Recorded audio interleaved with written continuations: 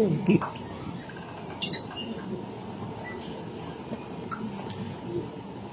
aming mga kapamilya, kaibigan, mga mahal sa buhay, mga kapwa-artista, kapatid sa industriya, mga bumubuo ng National Commission for Culture and the Arts, at sa lahat ng milyon-milyong taga-suporta ng aming mahal na ina. Maraming salamat sa inyong suporta at presensya.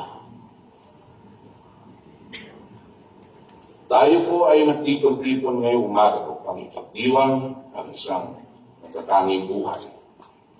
Gayon din ang kanyang legasiya. Ang pamana po ng nag-iisang superstar ay hindi nananatili sa isang henerasyon lamang.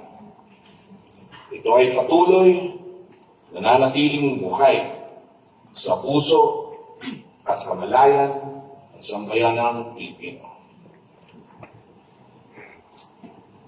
Sa ngalan ng lahat ng naanting niya bilang kawal ng sining ng kultura, inaalay ko ang aming taus-pusong pasasalamat sa NCCA sa pagkakaloob ng titulong pangbansang alagad ng sining sa isa sa mga pinakamatagal iconic na figura ng Pilipinas.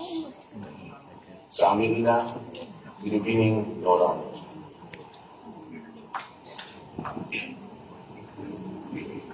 Bilang kanyang mga anak, kami po ay naging saksi sa kanyang walang kapantay na dedikasyon, pagmamahal sa kanyang sining. Nasaksihan namin kung paano siya umakan, hindi lamang para sa kanyang karera, kundi para sa mga kwentong nais niya bigyan buhay.